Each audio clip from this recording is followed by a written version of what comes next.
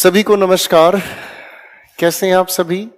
उम्मीद करता हूं आप सभी अपने अपने घर अपने अपनी जगह पर बहुत खुश हैं और आनंद ले रहे हैं और बहुत अच्छे से पढ़ भी रहे हैं। एक बार फिर से सभी को नमस्कार। समय बचाते हुए कहानी को शुरू कर देते हैं और पिछली क्लास में हम लोगों ने जो चीज समझी उसका एक छोटा सा रिकैपिचुलेशन और उसके बाद चीजों को हम जोड़ना शुरू करेंगे मेरे दोस्तों। उसके बाद हम आगे चीजों को जोड़ना शुरू करेंगे दोस्तों। उम्मीद करता हूं कि कल की क्लास को आप लोगों ने बड़े डेलिबरेटली रिवाइज किया होगा और सारी चीजों को समझने की कोशिश की होगी। तो दोस्तों पिछली क्लास तक हम लोगों ने समझने की कोशिश की, एक टेंस हम लोगों ने समझने का काम किया जिसे हम लोगों ने कहा प्रेजेंट परफेक्ट कॉन्टिन्यूअस टेंस। और इसके डिस्कशन को हम लोगों ने समझने का काम किया कि प्रेजेंट परफेक्ट कॉन्टिन्यूअस टेंस कोई एक टेंस नहीं होता, इनफैक्ट ये दो अलग अलग टेंसेस को मिलाने का काम हुआ। और जब अलग अलग दो टेंस को जोड़ने का काम करता है तो हम लोगों ने इन दो अलग अलग टेंसेस को जोड़ने के लिए टाइमलाइन की बात कही और यहीं से हम लोगों को समझ आया मेरे दोस्तों कि टाइम और टेंस में फर्क होता है। जब हम टाइम की बात करते हैं तो टाइम को हम कहते हैं स्टेट ऑफ चेंज, यानी कि एक ऐसी अवस्था जिसमें परिवर्तन हमारे सामने हमेशा होता है। और इसी चीज को फिजिकल वर्ल्ड से हमने जोड़ा तो एक बात हमें समझ आई कि लैंग्वेज हमें समझाती है कि बेसिकली 3 डायमेंशंस तो है ही, लेंथ, ब्रेड्थ और एक हाइट, और एक चौथा डायमेंशन भी पैरेलली काम कर रहा है जिसे हम कहते हैं टाइम। और टाइम के अगर किसी पर्टिकुलर पॉइंट पर मैं रुककर ये ऑब्जर्व करना चाहूं कि ये चेंज आखिर किस पर्टिकुलर पॉइंट पर हुआ, इस चीज को रिफ्लेक्ट करने का काम करता है हमारा टेंस। और हम लोगों ने इस बात को समझा कि हमारे पास ये जो भी टेंस की थियरी है बेसिकली इसको हम टाइम लाइन पर रिप्रेजेंट कर सकते हैं। जैसे जैसे हम आगे बढ़ेंगे दोस्तों आज की क्लास में तो ये चीजें हमें और भी अच्छे से क्लियर होती चलेगी। ये तो ही हमारी एक बात। फिर हम लोगों ने समझने का काम किया कि प्रेजेंट परफेक्ट कॉन्टिन्यूअस टेंस के लिए एक छोटा सा सेंटेंस हम लोगों ने लिखा था और उसमें हम लोगों ने कहा कि हम लोगों ने शायद उसी में कहा कि हम 1 घंटे से टेंस पढ़ रहे हैं और इसको हम लोगों ने समझने के लिए एक टाइमलाइन ड्रॉ की। देखो बच्चों, मैं कहानी शुरू करने से पहले रिवीजन इसलिए लगाता हूं ताकि आपको एक पल भी ये महसूस ना हो कि आपने कल जो पढ़ा वो पीछे छोड़ दिया। हर एक चीज आपस में रिलेट होती चली जाए, खूबसूरती आती है। आदाब। हम लोगों ने समझने का काम किया कि एक टाइमलाइन से टेंस को हमने रिप्रेजेंट किया। हम 1 घंटे से टेंस पढ़ रहे हैं तो इस बात को हमने समझने के लिए क्या कहा बच्चों कि जो हमने ये सेंटेंस कहा 1 घंटे से, तो ये तो हुआ हमारा परफेक्ट। और इस परफेक्ट को लेकर 3 पॉइंट्स हमने तैयार किए जिसमें सबसे पहली बात आई हमारे सामने परफेक्ट का मीनिंग। बोलते जाओ जरा, कंप्लीट। मेरे साथ बोले बच्चों, साथ साथ, कंप्लीट। दूसरी बात हमने कही इफेक्ट कैन बी सीन और फेल्ट। क्या कहा दोस्तों? इफेक्ट कैन बी सीन और फेल्ट। तीसरी बात हम लोगों ने कही शाबाश, नो स्कोप ऑफ इंप्रूवमेंट। तो परफेक्ट को लेकर इन 3 चीजों को हम लोगों ने समझा। फिर हम लोगों ने समझा कि ये एक्शन पूरी तरह खत्म नहीं हुआ, ये तो अभी भी चल रहा है और इसीलिए हम लोगों ने परफेक्ट कॉन्टिन्यूअस की एक डेफिनेशन तैयार की। Part of an action is complete and rest of it is going on. ये हमारी पहली बात हुई दोस्तों। फिर हम लोगों ने समझा कि परफेक्ट कॉन्टिन्यूअस टेंस के अंदर हम 2 अलग शब्दों का जिक्र करते हैं, एक सिंस और एक फॉर। और सिंस फॉर को लेकर कहानी हमने समझी और उसके अलग अलग यूसेज को समझा। Thank you. आगे हम लोगों ने हर एक टेंस की हेल्पिंग वर्ब, मेन वर्ब को समझने का काम किया कि प्रेजेंट, पास्ट और फ्यूचर परफेक्ट कॉन्टिन्यूअस टेंस किस तरीके से हेल्पिंग वर्ब बनाते हैं। यहां तक की बात क्लियर हुई।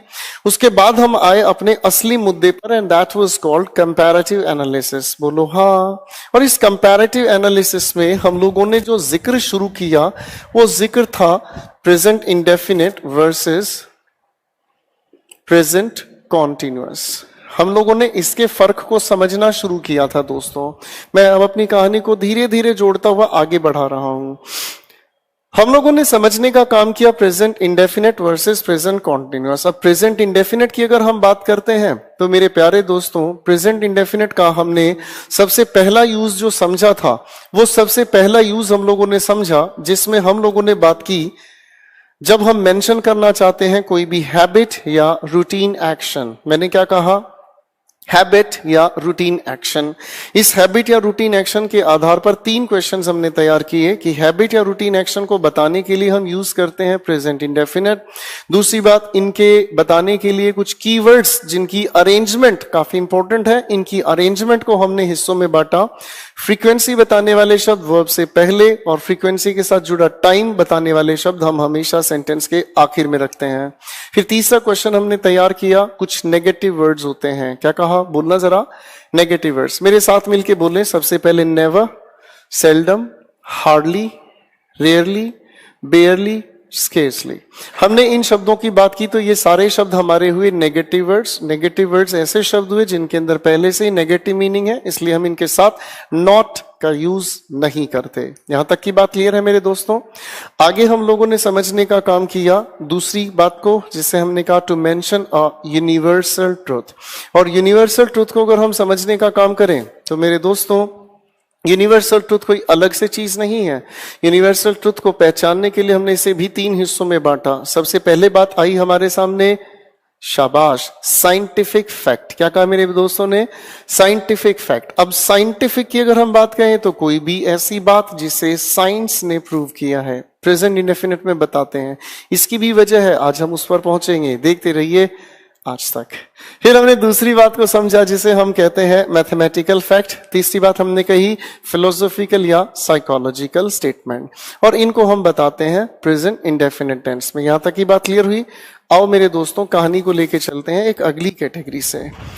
चलिए मेरे भाई, एक अगली कैटेगरी से हम लोग इस बात को जोड़ते हैं और तीसरा पॉइंट तैयार करते हैं। जब हम मेंशन करना चाहते हैं, क्या, टू मेंशन, फिर से बोलना, टू मेंशन। जब हम मेंशन करना चाहते हैं किसी भी प्रोवर्ब को, बोलकर सुना दो बच्चों, प्रोवर्ब को, फिर से बोलना, शाबाश। इसी के जैसा एक और कैटेगरी आती है, हम इसे क्या कह सकते हैं, कोटेशन। फिर से बोलना, कोटेशन। या फिर अगर हम कहने की कोशिश करें तो ये देखो मैंने क्या लिखा, सेइंग। ठीक है जी। अगर हम इनकी बात करते हैं तो इनको मेंशन करना भी हम लोग यूज करना चाहेंगे प्रेजेंट इंडेफिनिट टेंस। एक एक करके चीजों को समझते हैं। सबसे पहले एक हमने शब्द लिखा, पढ़कर सुनाओ, शाबाश, प्रोवर्ब। फिर से बोलना दोस्तों, प्रोवर्ब।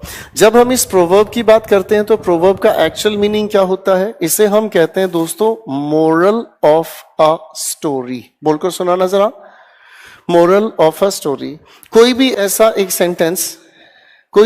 एक सेंटेंस जिसे अगर हम पढ़ते हैं या लिखते हैं तो उसे पढ़ते ही हमें याद आती है कि इसके पीछे एक कहानी छिपी हुई है। जैसे अगर मैं एक छोटा सा सेंटेंस कहने की कोशिश करूं आपके सामने, slow and steady wins the race.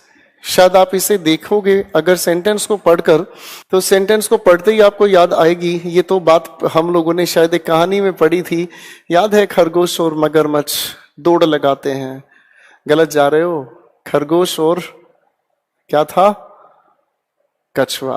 तो इस तरह की कहानी हम लोगों ने बचपन में पढ़ी है दोस्तों। और ऐसी कोई भी कहानी जो हमने पढ़ी है उसका अगर हम मोरल निकालने की कोशिश करें तो वो हम हमेशा प्रेजेंट इंडेफिनिट में ही लिखने की कोशिश करते हैं। ठीक है। अब अगर इसकी बात आगे हम देखते हैं तो ये लिखा हमने बच्चों एक शब्द, कोटेशन। कोटेशन शब्द निकल कर आता कोट से, किससे, ठीक है। और इस कोटेशन की अगर हम बात करते हैं तो इसे हम कहते हैं मेरे दोस्तों taken words from a text. Taken words from a text. मेरे दोस्तों जरा पढ़कर सुनाना, क्या लिखा, taken words from a text. जब आप किसी टेक्स्ट से किसी लाइन को एज इट इज उठाकर लिखते हैं, उसको रेफरेंस की तरह क्रिएट करते हैं। जैसे सीजीएल ने कई बार ये क्वेश्चन पूछा है, जैसे आप लोगों ने नाम सुना होगा इन जेंटलमैन का, जॉन कीट्स। एक ऑप्शन सेज, एक ऑप्शन दिया said, a thing of beauty is a joy forever. ये एक पोयम से ली गई लाइन है और इसकी अगर हम बात करें तो ये एक ऐसी पोयम है जो आप लोगों ने स्कूल लेवल पर पढ़ी है। तो अब इन्होंने एक पोयम के अंदर ये जो लाइन लिखी है हमने उठाकर इसे रेफरेंस की तरह से लिख डाला। तो जो भी कुछ हम यहाँ लिख रहे हैं उसके लिए जो टेंस का चुनाव हो, कौन सा टेंस का चुनाव हो, प्रेजेंट इंडेफिनिट। बिल्कुल ठीक कहा, कौन सा टेंस का चुनाव हो, प्रेजेंट इंडेफिनिट। ठीक है। चलो एक और नाम मैं आपके सामने लिखने की कोशिश करता हूं। आपने नाम सुना होगा विलियम शेक्सपियर, बोलकर सुना था जरा, विलियम शेक्सपियर, एक चॉइस हमने दी सेज, एक चॉइस हमने दी said. What's in the name? William Shakespeare के एक प्ले के अंदर ये लाइंस लिखी है और ये लाइंस हर कोई लगभग जानता ही है। आप इसे हिंदी में भी कहते हैं नाम में क्या रखा है। बोलते होंगे भाई नाम में क्या रखा है। तो ऐसी बात को अगर हम ध्यान से समझने का काम करें तो ये जो भी बात हम लोग कहना चाहें उन्होंने कहा भले ही बहुत पहले है, लेकिन इस बात को अगर हम आज मेंशन करें तो हम इसको मेंशन करते हैं प्रेजेंट इंडेफिनिट टेंस में। ठीक हो गया बच्चों। आगे एक शब्द और लिखा है हमने, इसे देखो जरा ध्यान से। सेइंग। सेइंग की अगर हम बात करें मेरे बच्चों तो इसे हम कहते हैं spoken words of a famous person. बोलकर सुनाना जरा। Spoken words of a famous person, किसी भी महान इंसान के बोले गए शब्द आप उन्हें जानते हैं। जैसे अगर मैं कहने की कोशिश करूं, एक नाम सुना होगा आपने, सुभाष चंद्र बोस। आज कारगिल दिवस है, सभी दोस्तों को पता ही होगा, ठीक है ना। Thanks to those soldiers, thanks to those martyrs, जिन लोगों ने देश के लिए प्राण न्यौछावर किए, हम उन्हीं की वजह से खुश हैं। एक बार उनके लिए, सभी के लिए हाथ जोड़कर नम्र निवेदन और भावपूर्ण श्रद्धांजलि, जिन्होंने आज कारगिल दिवस, जिनकी वजह से हम आज इस देश में खुशी से जी रहे हैं।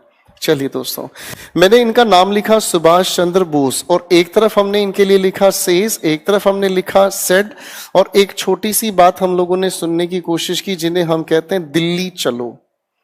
शायद आप सभी लोग जानते हैं कि ये दिल्ली चलो का नारा जिन्होंने दिया वो हमारे सुभाष चंद्र बोस। तो कही बात तो उनकी बहुत पहले है, पर आज भी हम इसे मेंशन करते हैं कौन से टेंस में? प्रेजेंट इंडेफिनिट टेंस में। तो मेरे प्यारे दोस्तों, एक बार इस बातचीत को फटाफट से लिखें, फिर कहानी आगे चलते हैं लेकर।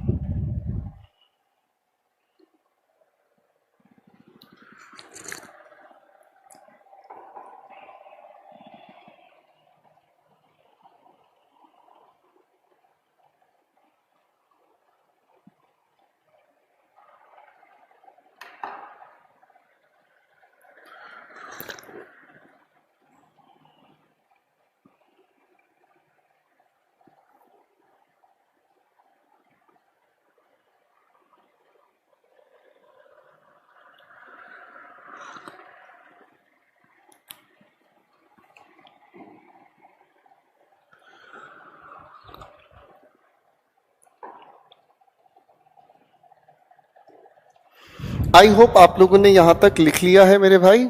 चलिए कहानी को ध्यान से आगे लेके चल लेते हैं। ये तो बात थी हमारी प्रेजेंट इंडेफिनिट के बारे में, और प्रेजेंट इंडेफिनिट के बाद थोड़ा सा चीजों को लेके चलते हैं आगे। अब मैं थोड़ी सी बात करना शुरू करूंगा आपके प्रेजेंट कॉन्टिन्यूअस टेंस के बारे में, क्योंकि यहीं से हमारी जो कंफ्यूजन असलियत में हमसे पूछी गई है उस कंफ्यूजन का सॉल्यूशन हम लोग लेकर चलना शुरू करेंगे। तो मेरे प्यारे साथियों, अब हम लोग बात करना चाहेंगे प्रेजेंट कॉन्टिन्यूअस के बारे में। आप लोग ऑनलाइन क्लास मेरे साथ पढ़ रहे हैं, इसको पढ़ने समझने के तरीके के बारे में मैं समझा देता हूं, क्योंकि काफी सारे स्टूडेंट्स जो हैं मुझे फेसबुक पर भी मैसेज करते हैं, सर ऐसे सर वैसे। मैं आपको क्लियर चीजें समझा देता हूं कि आप मुझे फेसबुक पर बेशक मैसेजेस करें, कोई डाउट नहीं, टीम चलाती है बच्चों, उसमें कोई इश्यू नहीं है।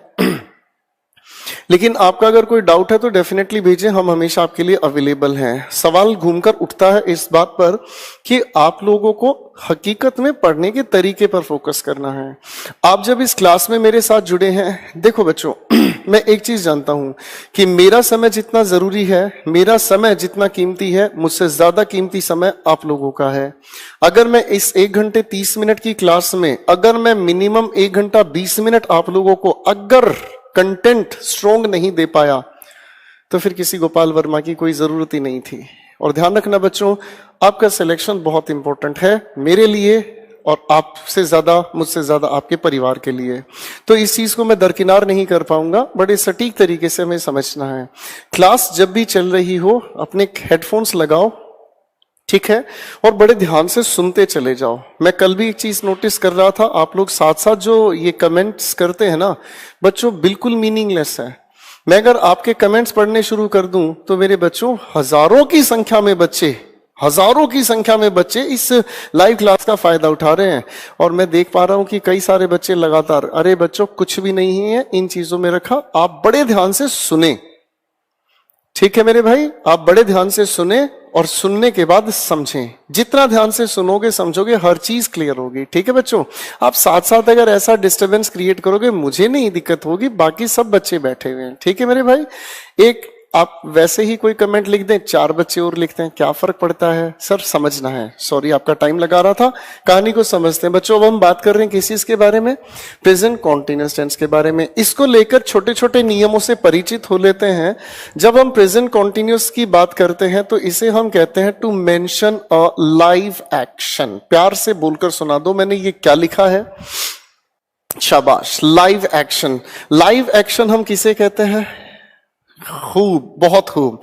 मैं आपकी क्लास में इस समय बोल रहा हूं, आप सुन रहे हैं, आप वीडियो देख रहे हैं और आप साथ साथ समझ रहे हैं, हो सकता है कुछ लोग लिख भी रहे हो। ये सारे के सारे वो एक्शंस हैं दोस्तों जिन्हें आप किस नाम से जानते हैं, लाइव एक्शन। यानी कि ये ऐसा एक्शन हुआ जो चल रहा है at the time of speaking. बोलकर सुना दो मेरे प्यारे बच्चों, at the time of speaking, यानी कि एक ऐसा एक्शन जो उस समय चल रहा है जिस समय हम उसकी बात कर रहे हैं।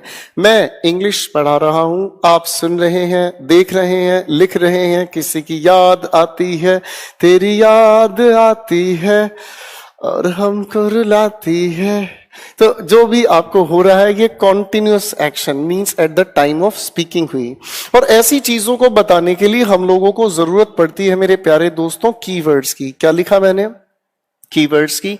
और ऐसे कुछ कीवर्ड्स हैं जो हमारे सामने बताते हैं हमें लाइव एक्शन। चलो एक दो एग्जांपल लेके चल लेते हैं कीवर्ड्स के साथ। जब ऐसे शब्दों की हम बात करते हैं तो लिखा मिलता है नाउ, या फिर हमें लिखा हुआ मिलता है राइट नाउ, या फिर लिखा मिलता है एट दिस टाइम। क्या कहा, एट दिस टाइम। कभी कभी लिखा मिलता है at this point of time, point of time. कभी कभी हम लोगों को इसी की जगह लिखा हुआ मिल जाता है ऐसा ही एक और शब्द, जैसे अगर मैं कहने की कोशिश कहूं करंटली, बोलकर सुनाओ, या फिर अगर हम कहें तो प्रेजेंटली, बोलकर सुनाओ बच्चों। तो ये सारे के सारे जो हम लोग शब्दों की बात करते हैं तो ये सारे के सारे शब्द हमारे बताते हैं वो एक्शंस जो at the time of speaking की बात कर रहे हैं। हालांकि इस शब्द में एक छोटा सा मिथ जुड़ा हुआ है, हम पार्ट्स ऑफ स्पीच में जाएंगे, इसे डिटेल में समझेंगे। चलो एक दो एग्जाम्पल्स लिखने की कोशिश करते हैं। जैसे अगर मैंने कहा एक छोटा सा example, Rahul is reading a novel now. अगर मैं ध्यान से देखने की कोशिश करूं तो इस नाउ वर्ड को अगर मैं ऑब्जर्व करूं, इसी की वजह से ये एक्शन कौन सा हुआ, बिल्कुल ठीक कहा, continuous at the time of speaking. ठीक है, अच्छा एक आपका पसंदीदा सेंटेंस है, आप जब इसे सुनते ना आपके दिल को बड़ा सुकून मिलता है। मैं लिख रहा हूं आपके लिए वो sentence, the customer you are trying to call, मुस्कुराहट आ गई, trying to call is currently speaking to someone else, speaking to someone else। अगर मैं इस लिखे हुए सेंटेंस को ध्यान से देखूं तो आप लोगों ने ये सेंटेंस सुना होगा। जो मान लो आप अपने किसी प्रेमी प्रेमिका के पास फोन मिला रहे हो और आपने ये सुन लिया, भाई साहब आपके दिल में कसम चुन चुन के है, तो इसका मतलब ये समझ आए इस करंटली की ही वजह से ये एक्शन कॉन्टिन्यूअस हुआ और इसी की वजह से ये एक्शन भी कॉन्टिन्यूअस हुआ। अरे बोलो हाँ, यानी कि जो इंसान अभी बात कर रहा है, बात अभी कर रहा है, तो एक्शन कौन सा हुआ, at the time of speaking. यहां पर पहली बात समझ आई, इससे हम कहते हैं मेरे प्यारे बच्चों लाइव एक्शन। अब यहीं से एक दूसरी चीज भी जुड़ जाती है जिसे अगर हम कहने की कोशिश करें तो इसे हम कहते हैं to mention a parallel action. ये ध्यान से समझना बेटा, काम आएगा। एक बार फिर से बोलना, अ पैरेलल एक्शन। जब आप इसकी बात करते हैं तो इसे हम कहते हैं अ पैरेलल एक्शन। अ पैरेलल एक्शन किसे कहते हैं, थोड़ा ध्यान से समझो सर, बड़े ध्यान से समझने की कोशिश करना। मैं आपको इंग्लिश पढ़ा रहा हूं, आप इंग्लिश पढ़ रहे हैं, आप इंग्लिश लिख रहे हैं, आप इस इंग्लिश के नोट्स को भी साथ साथ लिख रहे हैं। ये सभी के सभी एक्शंस कौन से हुए, at the time of speaking. अरे बोलो हाँ। आप में से कई सारे लोग हैं जो, अगर मैं आपसे पूछना चाहूं, अच्छा आप में से कौन कौन लोग हैं जो पार्ट टाइम जॉब करते हैं, यकीनन कुछ लोग होंगे। आप में से कौन वो लोग हैं जो अपनी पार्ट टाइम नहीं फुल टाइम जॉब करते होंगे, यकीनन होंगे। आप में से कौन वो लोग हैं जो पोस्ट ग्रेजुएशन कर रहे हैं, यकीनन होंगे। आप में से कौन वो लोग हैं जो अपनी पार्ट टाइम नहीं फुल टाइम जॉब करते होंगे, यकीनन होंगे। आप में से कौन वो लोग हैं जो पोस्ट ग्रेजुएशन कर रहे हैं, बहुत सारे लोग कर रहे होंगे। आप में से कितने लोग हैं जो शादी की तैयारी कर रहे हैं? कुछ शिकारी हैं हमारे बीच, हाँ या ना? अब इस बातचीत के ना इस माहौल को बड़े ध्यान से समझो। मैंने आपसे पूछा आप में से कितने लोग हैं जो पार्ट टाइम जॉब कर रहे हैं? यकीनन कोई ना कोई बच्चा होगा। कौन कौन ऐसा बच्चा है जो पोस्ट ग्रेजुएशन कर रहा है? कोई ना कोई बच्चा होगा जो ग्रेजुएशन कर रहा है। ऑब्जर्व करो इस बात को ध्यान से। At the time of speaking आप इनमें से कोई एक्शन नहीं कर रहे, पर ये ऐसे एक्शंस हैं जो पैरेलली बैकग्राउंड में चल रहे हैं। बोलो हाँ। इन्हीं एक्शंस को हम कहते हैं पैरेलल एक्शन। तो पैरेलल एक्शन का एक पॉइंट तैयार हो गया और इसे हम कहना चाहें तो ये हुआ हमारे सामने ऐसा एक्शन नॉट कॉन्टिन्यूअस या not happening at the time of speaking. क्या लिखा मैंने? Not at the time of speaking. जिस समय हम बात कर रहे हैं ये एक्शन उस समय नहीं होता, पर पैरेलली कहीं ना कहीं कॉन्टिन्यूअस है। आपका पोस्ट ग्रेजुएशन करना, सर आप इस समय तो मेरे साथ जुड़कर पढ़ रहे हैं, हाँ या ना? लेकिन वो एक्शन कॉन्टिन्यूअसली बैकग्राउंड में चल रहा है। आप कहीं जॉब कर रहे हैं, अगर आप कहीं पर जॉब कर रहे हैं तो वो एक्शन पैरेलली कहीं चल रहा है, इस समय नहीं। ठीक है बच्चों? तो इसके लिए अगर हम शब्दों की बात करें तो इसके लिए हम लोगों को कीवर्ड्स लिखे मिलते हैं दीज डेज। क्या लिखा बच्चों? These days. कभी कभी हम लोगों को लिखा मिलता है नाउ अ डे। क्या लिखा मिलता है? अब एक एग्जाम्पल की अगर मैं बात करता हूं, जैसे मैं एक सेंटेंस लिखता हूं, मैंने कहा Mohit is pursuing MSE these days. तो इसका मतलब क्या हुआ कि हो सकता है इस समय वो कुछ और काम कर रहा हो, लेकिन पैरेलल एक एक्शन कॉन्टिन्यूअस है और वो क्या हुआ? MSC करना।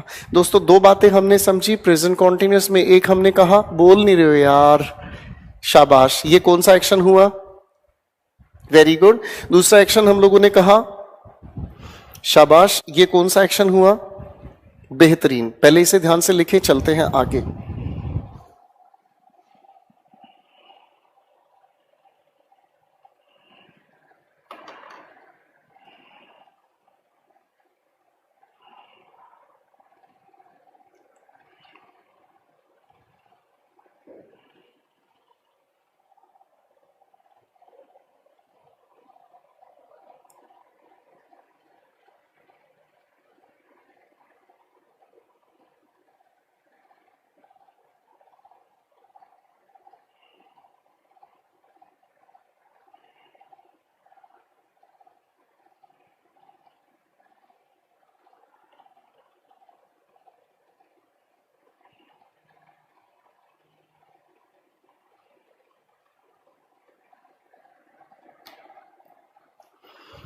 चलिए दोस्तों, समय बचाने के लिए थोड़ी बातचीत को लेकर चलते हैं आगे। तो देखो बच्चों, हमने अभी फिलहाल इन दोनों के दोनों टेंस के अलग अलग फंक्शन समझे।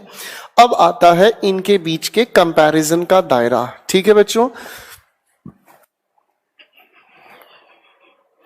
तो जो चीज मैं अब आपके सामने लिखूंगा मेरे दोस्त, जरा उस बात को बड़े ध्यान से सुनना, समझना और उसके बाद आराम से लिखना। ठीक है माय डियर?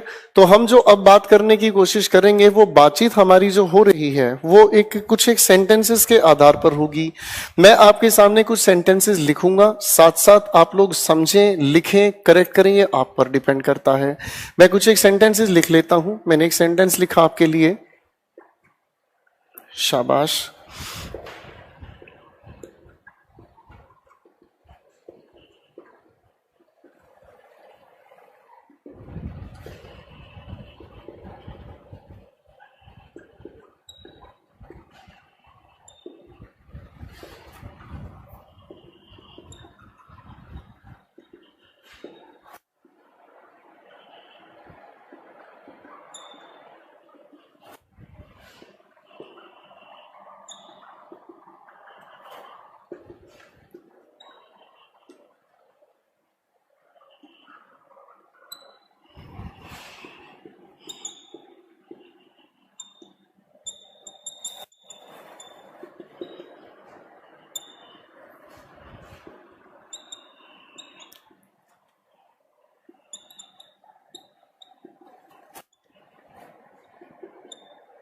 मैंने आपके सामने कुछ सेंटेंसेस लिखे हैं, बड़े ध्यान से इन सेंटेंसेस को ऑब्जर्व कर लीजिए। हमारे सामने सबसे पहले एक सेंटेंस लिखा है, बड़े ध्यान से सुने और समझें। सेंटेंस लिखा है, आई एम सीइंग यू। क्या ये सेंटेंस कहना ठीक है? हाँ हाँ कुछ गड़बड़ हुई। चलो दूसरे सेंटेंस की तरफ देखते हैं। सेंटेंस लिखा है she is respecting her parents. जचा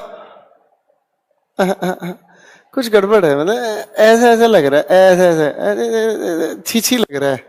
sentence 3 को पढ़कर देखते हैं, लिखा है राज इज बिलीविंग अस। तो इसे देखते हैं तो ऐसा लग, मजा नहीं आ रहा सर, कुछ कुछ छी हो रही है। अगर मैं कहूं he is seeming unhappy today, ना ना ना मजा नहीं आ रहा है। हाँ या ना, इनमें कुछ गड़बड़ है। अरे हाँ है ना। अब इन वर्ब्स को हम लोग ऐसे रट नहीं पाएंगे। इन वर्ब्स की वजह क्या है वो वर्ब एडवांस में मैं समझाऊंगा, लेकिन इन वर्ब्स को लेकर एक छोटा सा नियम समझने की कोशिश हम करेंगे। इन वर्ब्स की अगर हम बात करें तो छोटा सा एक नियम है, बड़े ध्यान से सुने समझें।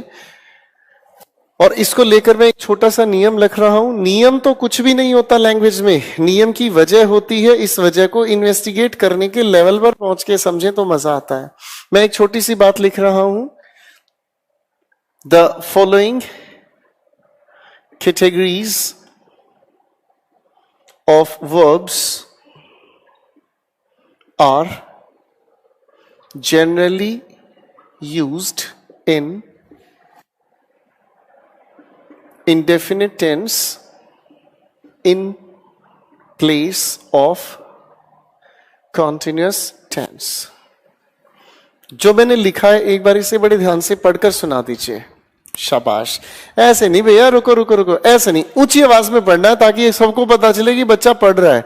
मेरे साथ मिलके पढ़े। The following categories of verbs are generally used in indefinite tense in place of continuous tense। ठीक है। अब ये जो हम लोगों ने लिखा है इनमें ना कुछ अंडरलाइन भी करना है। सबसे पहले अंडरलाइन किया मैंने किसे? जनरली। शाबाश। उसके बाद अंडरलाइन किया किसे? Indefinite tense. इसके बाद हम लोगों ने अंडरलाइन किया कॉन्टिन्यूअस टेंस। भाई ठीक हो गई बातचीत। इसका मतलब ये हुआ कि हम इन वर्ब्स को जनरली इंडेफिनिट टेंस में यूज करते हैं और इनको हम लोग यूज नहीं करते कॉन्टिन्यूअस टेंस में। अब वजह क्या है ये हमें समझना होगा बाद में। मैं इनकी कैटेगरीज को समझना चाहूंगा तो सबसे पहले आती है वर्ब्स रिलेटेड टू सेंस। बच्चों बोलकर सुनाओ जरा। Verbs related to sense. हमारे पास कुल कितनी सेंस है? बेसिकली 5 सेंस है। इन्हीं 5 सेंस से रिलेटेड जो वर्ब आती है हमारे पास सी। क्या लिखा सबसे पहले? सी। अरे आवाज नहीं आ रही यार। शाबाश। सी। अगर मैं इसी से जुड़ी हुई बात को आगे लेके चलता हूं, टच। मैंने फिर से लिखा टेस्ट। आगे एक और लिख दिया स्मेल। क्या लिख दिया भाई? ये सारी की सारी जो हमारी वर्ब्स हैं बेसिकली इनको हम लोग यूज करते हैं इंडेफिनिट टेंस में, सेंस से रिलेटेड हुई। एक दूसरी कैटेगरी आती है बच्चों जिसे हम कहते हैं फीलिंग। बोलकर सुना दो जरा। आवाज नहीं आ रही भाई। फीलिंग। आपके दिल में फीलिंग आती है किसी के लिए? हाँ या ना? आप किसी को जाकर आज कह के देखो हे आई एम लाइकिंग यू, तो सामने वाली बेइज्जती कर देगी। जाते ही आपको कहेगी जाके गोपाल वर्मा सर का बैच ले ले, पहले इंग्लिश बोलनी सीख ले। बात करता है। हाँ नहीं तो।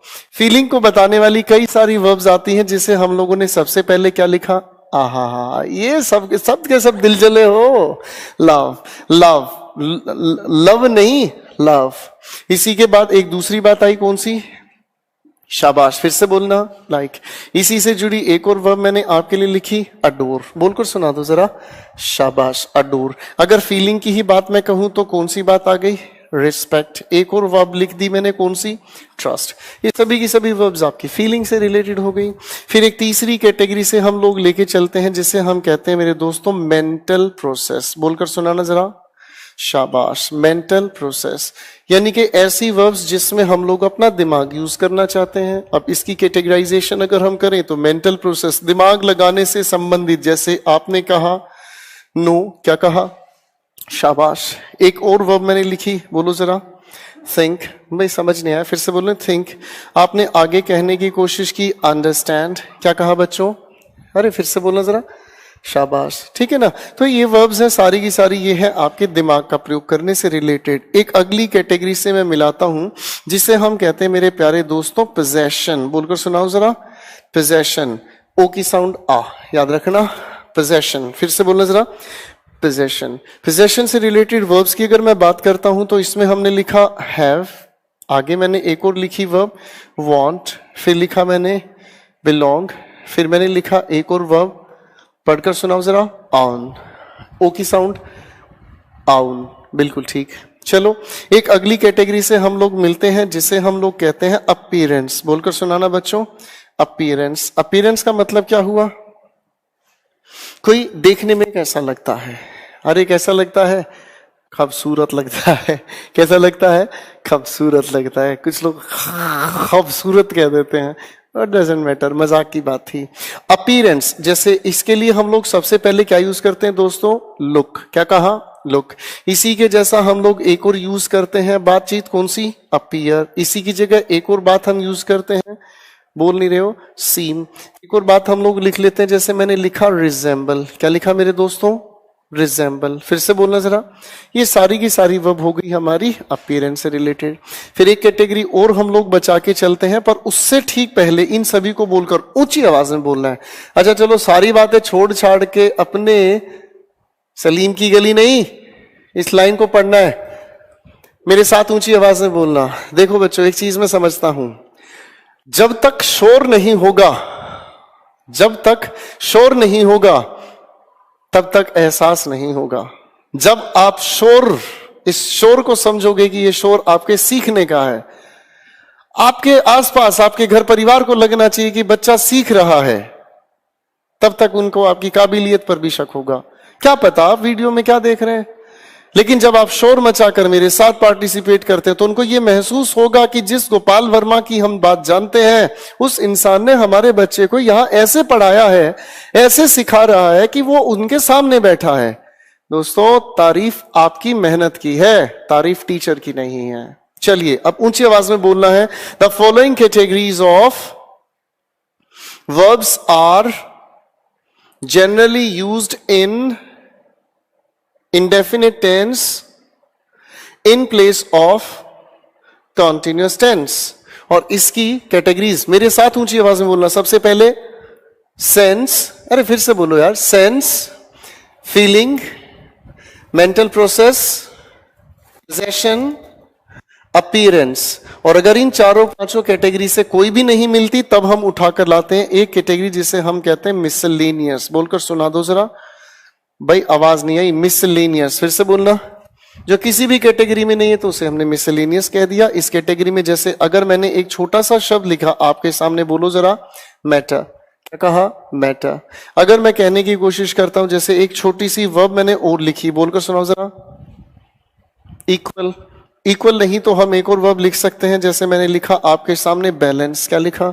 ये सारी की सारी हमारी वर्ब्स ऐसी हैं जो किसी कैटेगरी में नहीं है, लेकिन हम इनको फिर भी रखते हैं इंडेफिनिट टेंस में। क्या है वजह, समझने का काम करते हैं। चलो दोस्तों वापस क्वेश्चंस पर आते हैं। सबसे पहले मेरे सामने एक सेंटेंस लिखा, आई एम सीइंग यू। आपने ठीक कराया, यहां होना चाहिए आई सी यू। क्या होना चाहिए? लेकिन वजह तो बताओ, इनमें से कौन सी वर्ब कैटेगरी हुई? शाबाश, सेंस की वजह से हमने इसे इंडेफिनेट में रखा। दूसरी बात, she is respecting her parents. अब इसको आपने ठीक कराया है कहकर शी रिस्पेक्ट्स हर पेरेंट्स। अरे बोलो हाँ। अब इसके लिए मुझे ये सोच के बताओ बच्चों, ये वजह कौन सी कैटेगरी से है? शाबाश, रिस्पेक्ट की जाती है फीलिंग की वजह से। इस एफ का मतलब क्या समझ में आया? फीलिंग। और फीलिंग कैटेगरी से अगर कोई वर्ब जुड़ी होती है तो हम उसे कौन से टेंस में यूज करते हैं? बेहद खूब। अगली कैटेगरी से आए, लिखा है राज इज बिलीविंग अस। क्या लिखा है बच्चों? राज इज बिलीविंग अस। तो आपने इसे ठीक कराया और आपने कहा राज बिलीव्स अस। क्या कहा? अब ये बताओ बच्चों, बिलीव्स का कौन सी कैटेगरी से जोड़ना है?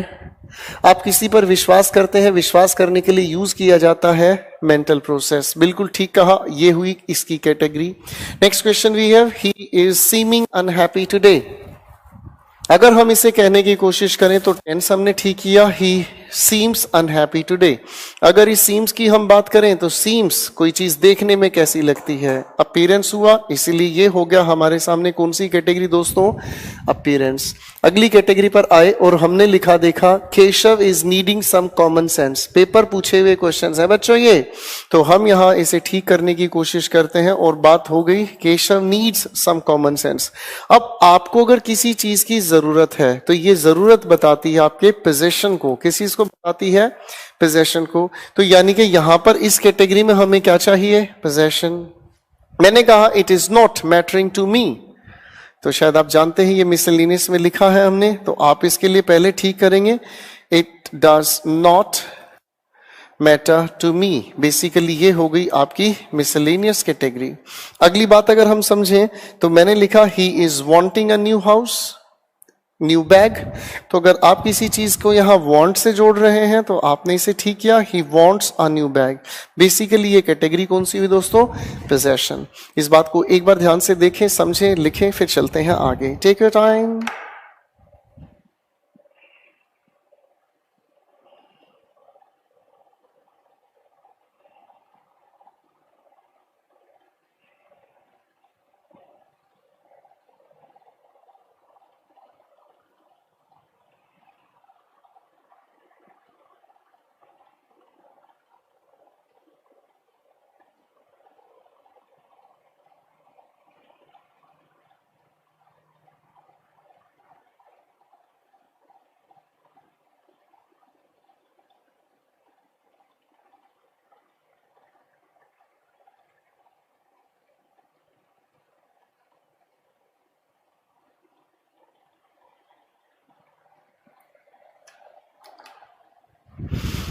मुझे उम्मीद है आप लोग सब चीजों को समझ चुके हैं। ठीक है दोस्तों, अब मैं लेके चलता हूं कहानी आगे।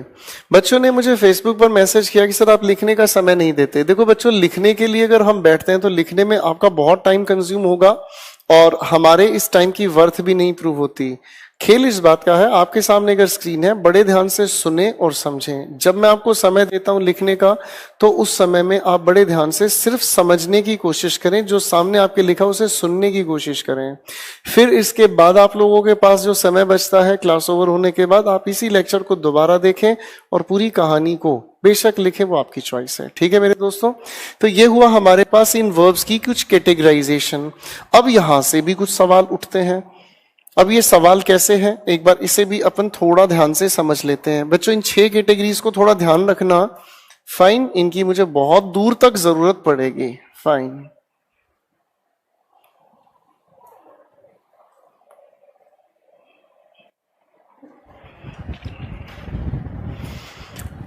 मैं आपके सामने कुछ एक सेंटेंसेस लिखूंगा, साथ साथ उन सेंटेंसेस को समझें और अपनी चॉइस, अपने पॉइंट्स टिक करते चलें, और उसके बाद फिर मैं उनको लॉजिकली एक्सप्लेनेशन पर लेकर आऊंगा। मैं कुछ सवाल आपके सामने लिख रहा हूं, साथ साथ समझने की कोशिश करें, अपनी चॉइस मार्क करने की कोशिश करें।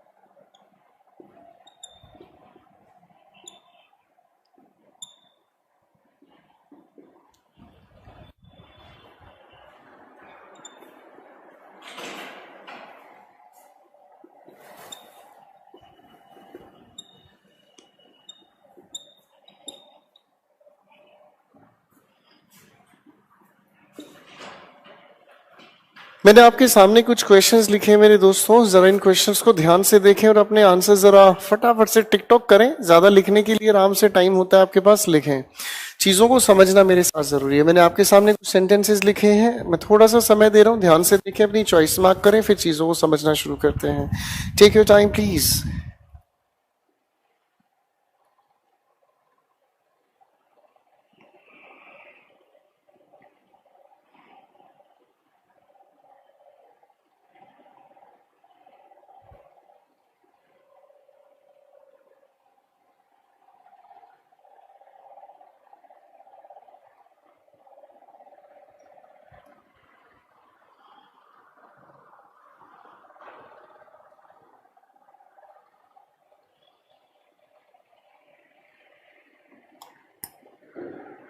को रिवाइज कर लीजिए मेरे साथ मिलकर, तभी ये कहानी समझ आएगी।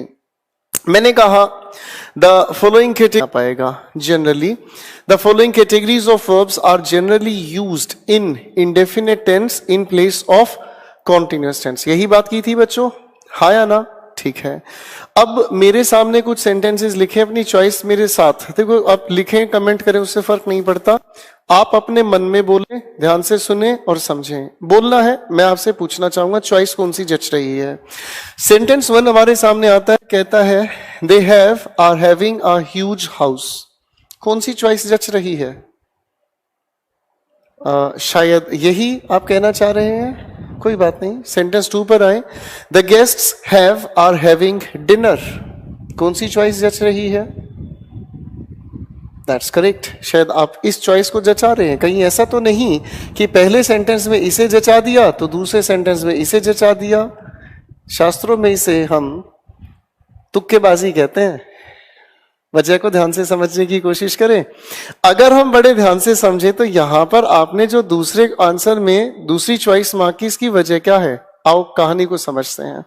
बड़े ध्यान से समझने की कोशिश करना। इस शब्द को एक बार बोलो तो जरा, शाबाश। जनरली की अगर हम बात करते हैं, मैं अगर इसे थोड़ा ध्यान से समझूं तो ये क्या लिखा? जनरल। मैं इस जनरल के साथ एक शब्द और जोड़ देता हूं, बोलकर सुनाओ जरा, सेंस। क्या कहा? General sense. जब जनरल सेंस की हम बात करते हैं तो जनरल सेंस का मतलब हमें समझ में आता है एक ऐसा मीनिंग जो कॉमन है, और कॉमन किसके लिए हुआ? सभी के लिए। अरे कॉमन किसके लिए हुआ मेरे भाई? सभी के लिए। और एक ऐसा मीनिंग जो सभी के लिए कॉमन है, उस मीनिंग को अगर हम समझने का काम करें तो उसी के लिए हम लोग यूज करते हैं कौन सा टेंस? इंडेफिनिट। ठीक है बच्चों।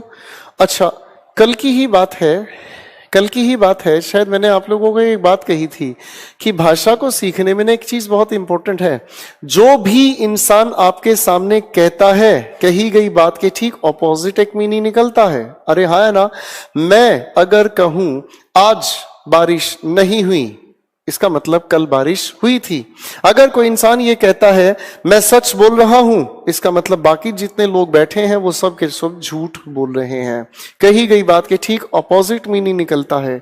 अगर जनरल सेंस की हम बात करते हैं तो ये मीनिंग क्या निकाला? Common to all. इसी के ठीक ऑपोजिट अगर हम समझने की कोशिश करें तो एक मीनिंग तैयार किया हमने, स्पेसिफिक सेंस। बोलकर सुनाना जरा। अरे आवाज ही नहीं आई भाई, क्या लिखा? Specific sense. और स्पेसिफिक सेंस की अगर हम बात करें तो इसका मीनिंग निकलता है स्पीकर ओरिएंटेड। क्या मीनिंग निकलता है मेरे दोस्तों?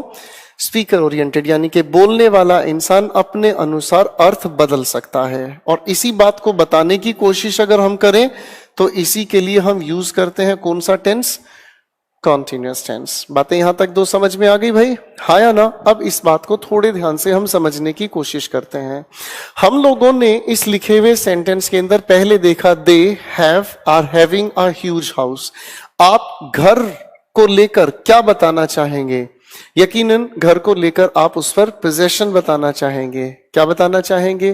पोजेशन। इसका मतलब हमें ये समझ आता है कि जब हम इस हैव की बात करते हैं इंडेफिनिट टेंस के साथ, किसके साथ? इंडेफिनिट टेंस के साथ, तो ये हमें बताने का काम करता है क्या चीज? पोजेशन। बोल नहीं रहे हो यार? बिल्कुल। तो इस लिखे हुए सेंटेंस 1 में हम लोगों ने चुना यहां पर हैव। क्यों? क्योंकि सर घर के लिए हम बताना चाहते हैं पोजेशन। ठीक है। आपके दोस्त कहते हैं ना सर हमारे पास बहुत बड़ा घर है, हमारे पास 2 घर है, हमारे पास 3 घर है, जो भी आप बताना चाहते हैं इनफैक्ट वो अपने आप में एक पोजेशन है।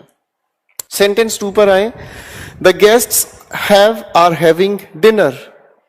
आपने यहां पर चुना इस चीज को। अगर आर हैविंग की हम बात करते हैं तो नियम ये समझ आता है, जैसे ही आप इसे कॉन्टिन्यूस में यूज करते हैं तो कॉन्टिन्यूस में ये पोजेशन नहीं बताता। शायद आप बताना चाहते हैं खाने के बारे में, हो सकता है आप जो बता रहे हैं वो क्या हुआ, पीने के बारे में, या फिर हो सकता है आप जो बता रहे हो वो एंजॉय करने के बारे में। ध्यान से समझना, इसके मीनिंग बदल रहे हैं। जैसे ही आप इन वर्ब्स को कॉन्टिन्यूस में यूज करते हैं इनका मीनिंग बदलता है।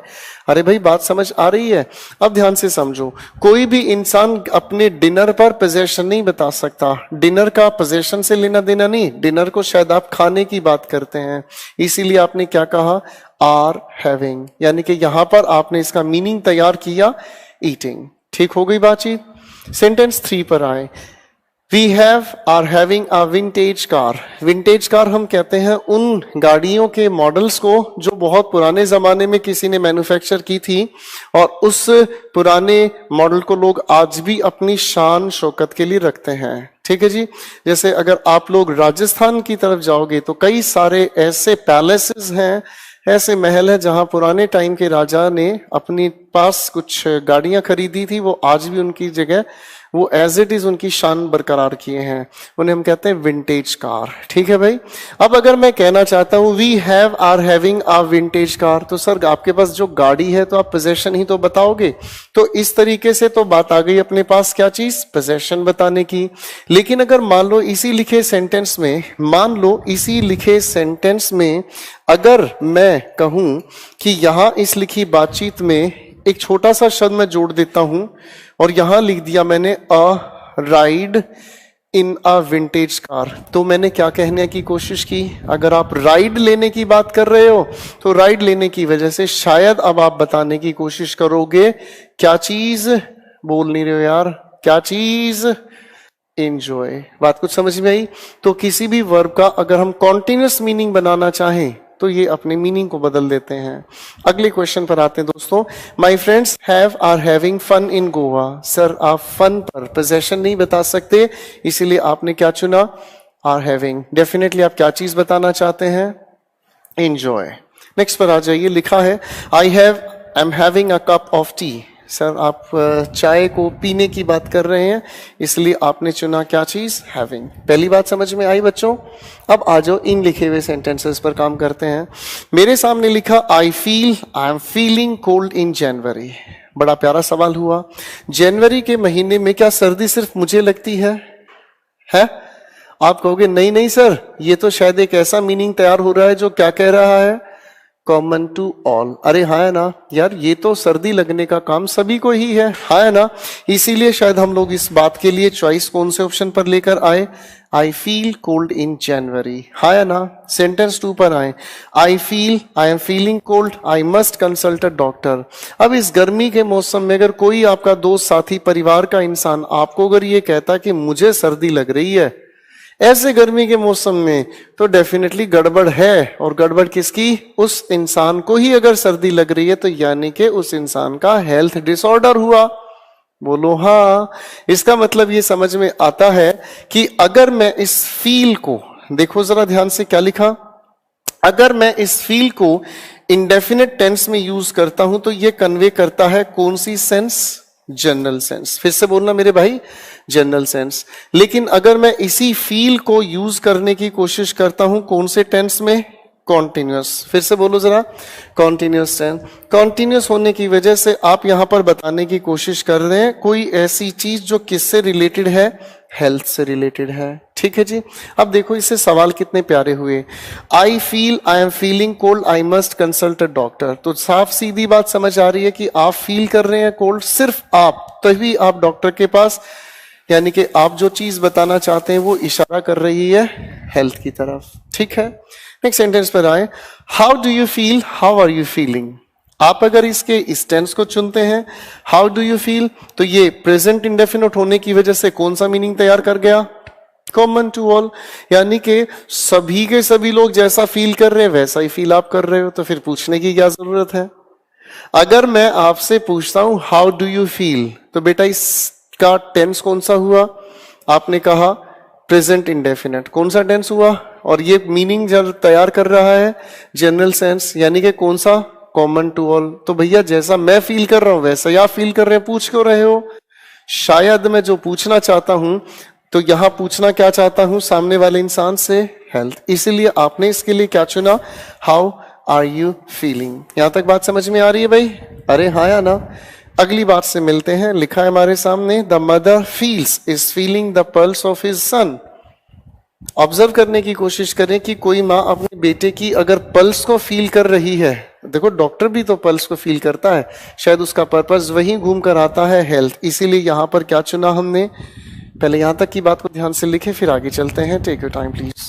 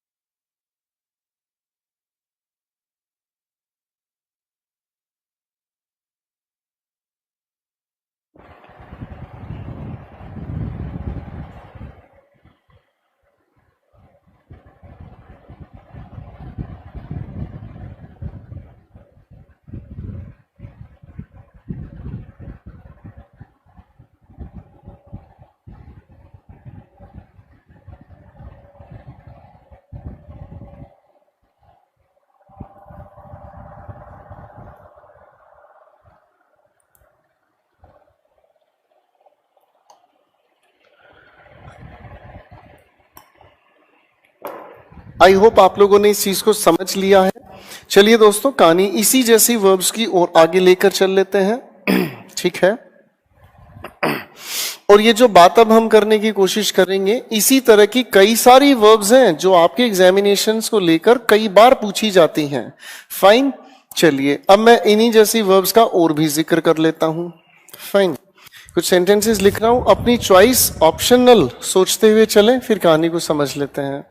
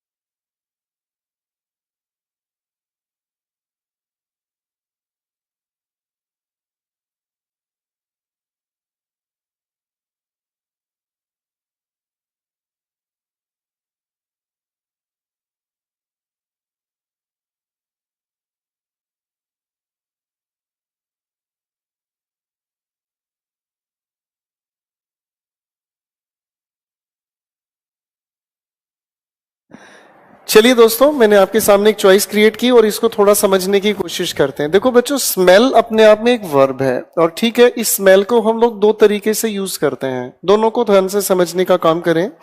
अगर हम इस स्मेल की बात ध्यान से समझने की कोशिश करें तो दो तरीके से इसे हम यूज करते हैं। एक तो इसका फंक्शन हुआ जब हम इसे यूज करने की कोशिश करते हैं गुड सेंस में। क्या लिखा? गुड सेंस, यानी कि एक अच्छी सेंस में अगर हम इसे यूज करते हैं। ठीक है, अच्छी सेंस में अगर हम इसे यूज करते हैं तो इसे बताने के लिए हमें यूज करना पड़ता है इंडेफिनिट टेंस। लेकिन अगर हम इसी को मेंशन करना चाहते हैं कौन सी सेंस में, तो सर हम इसके लिए यूज करना चाहते हैं कौन सी वाली टेंस? शाबाश। अब इधर एक बार ना मार्क करना शुरू करते हैं। The rose smells is smelling sweet. Sir यहां से ध्यान से देखें तो स्वीट अच्छी सेंस बता रहा है, इसीलिए हमने क्या चुना? स्मेल्स। नंबर 2 पर आए, हमने लिखा the perfume smells is smelling awful. Awful का मतलब होता है भयंकर, बड़ी खतरनाक वाली। अगर बात ऐसी है तो नेगेटिव हुआ, इसलिए क्या चुना भाई? फिर आगे लिखा the dish smells is smelling nice. अगर नाइस को हम ऑब्जर्व करते हैं तो बात हो गई अपनी तरफ से पॉजिटिव। बात समझ में आ रही है भाई? हाँ या ना? चलो, ऐसी ही एक और वर्ब हम लोग लेकर चल लेते हैं। मैं फिर क्वेश्चंस तैयार कर रहा हूं, ध्यान से देखने की कोशिश करें।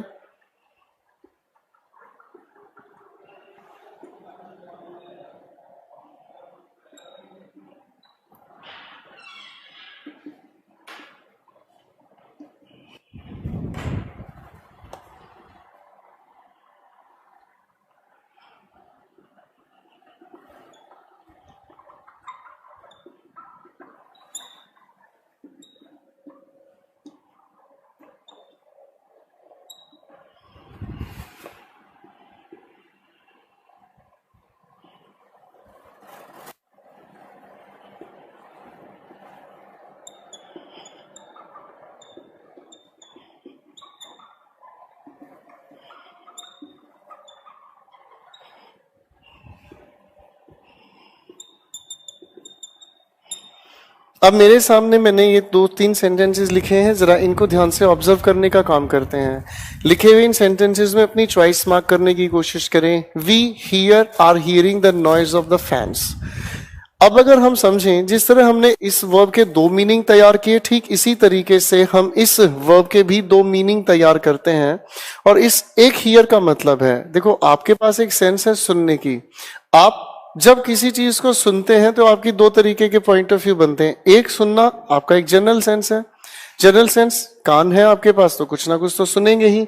और इसी को बताने के लिए जब हम लोग जनरल सेंस का यूज करते हैं, अगर जनरल सेंस की हम बात करें तो इसे हम मेंशन करते हैं इंडेफिनिट टेंस। क्या कहा?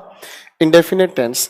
लेकिन अगर आप किसी स्पेसिफिक सेंस में कोई चीज सुनते हैं तो इसे बताते हैं कॉन्टिन्यूअस टेंस में, और इसका एक अर्थ निकलता है जिसे हम कहते हैं ट्रायल। यानी कि हम कोई चीज ऐसी सुनना चाहते हैं जिससे सुनने के आधार पर हम अपना जजमेंट देना चाहें कि आपने सही किया या गलत किया। तो इस ट्रायल को ही शायद हम हिंदी में भी जानते हैं सुनवाई। ठीक है, और सुनवाई की जाती है जब कोई गलत या सही का जजमेंट हो। आज सवाल पर आते हैं। We here are hearing the noise of the fans. Fans का नॉइज है, लगभग सभी लोगों को सुनाई देता ही है। हियर द जज hears is hearing the arguments. जज का सुनना जनरल सेंस नहीं होता, स्पेसिफिक सेंस, इसीलिए क्या कहा? Hearing. His father hears is hearing the reason of his failure. अब पिता अगर उस रीजन को सुनना चाहते हैं तो डेफिनेटली वो जजमेंट बताना चाहते हैं कि तुमने क्या गलत किया और क्या सही किया। इसमें पॉइंट लिया मेरे दोस्तों। जरा इसकी भी बातचीत हम लोग देख लेते हैं। पहले इसे लिखे फिर आगे चलते हैं।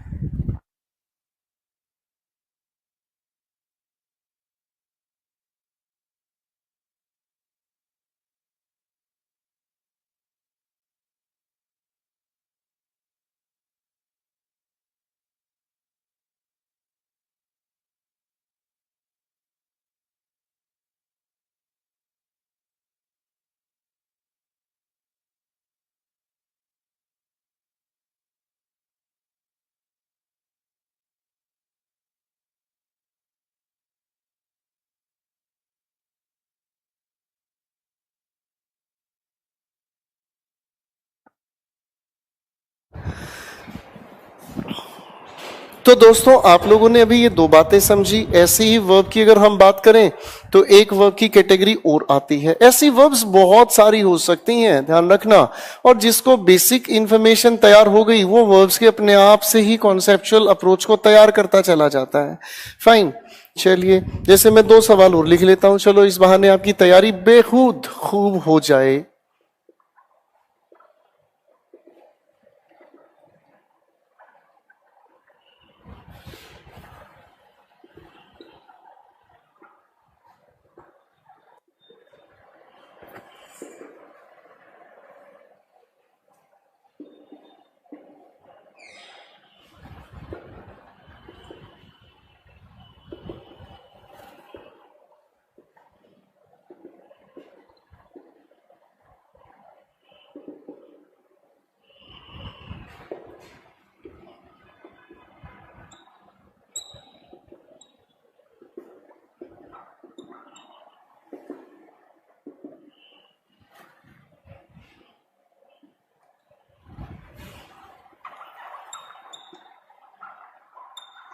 मैंने आपके सामने कुछ सेंटेंसेस लिखे मेरे दोस्तों, जरा इनको आप अपने हिसाब से मार्क योर चॉइसेस, फिर कहानी को आगे लेके चलते हैं।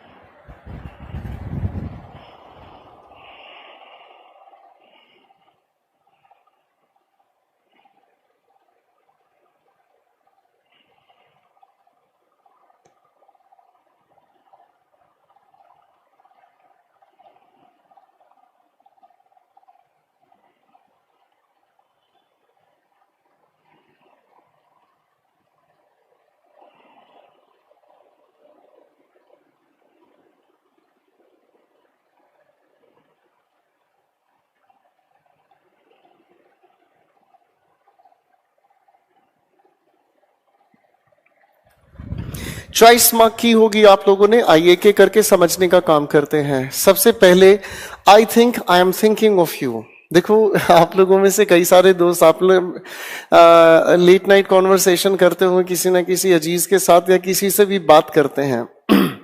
सबसे पहली बात, आप लोगों को कोई भी चीज समझाने के लिए मेरे एग्जाम्पल्स आपकी डे टू डे लाइफ से जुड़े होते हैं, और आपकी डे टू डे लाइफ से जुड़े हुए इन एग्जाम्पल्स की खास वजह है कि आप अब इस लैंग्वेज को हर जगह फील करेंगे। मेरे एग्जाम्पल्स ऐसे नहीं होंगे कि जो रिमोट एरिया से हों, कि बहुत दूर कोई लेना देना नहीं है। हम उन चीजों के एग्जाम्पल है, मान लो मैं एग्जाम्पल दूं, चिड़िया उड़ रही है। भाई साहब कितने लोगों ने चिड़िया उड़ती देखी अभी? फर्क ही नहीं पड़ता। हम उन सेंटेंसेस के साथ अपने आप को अगर जोड़ेंगे ना, जो हमारे आसपास होते रहते हैं या जिन घटनाओं को हमें जानना चाहिए, तो हमें ज्यादा जल्दी समझ आता है। इसलिए आपकी एज, आपके सर्कल, आपकी सोच, आपके दाएं बाएं के लोग, इन सभी चीजों को लेकर ही मैं एग्जाम्पल्स क्रिएट करता हूं। किसी भी स्टूडेंट को personally please don't feel offended at all. आप किसी भी इंसान के साथ बात करते हैं या किसी के पास आपने फोन मिला है, आपका पहला सेंटेंस यही होता, तेरी याद आती है और हमको रुलाती है। और इसी वजह से आप उस इंसान को एक सेंटेंस बोल देते हैं, आई थिंक या I am thinking of you. क्या चिपकाओगे? मैंने चिपकोगे नहीं, मैंने कहा क्या चिपकाओगे? I think of you, I am thinking of you. So nice of you. आपका जवाब मिलता है आई थिंक ऑफ यू। क्यों?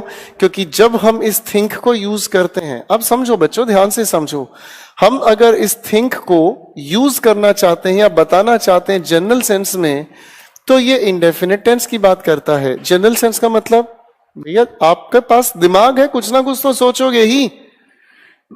अच्छा सोचो, बुरा सोचो, हु केयर्स, कुछ ना कुछ तो दिमाग में ही आएगा। मैं पढ़ा रहा हूं सर, पढ़ाते पढ़ाते मुझे किसी का भी ख्याल आ सकता है। It is a general act, ठीक है।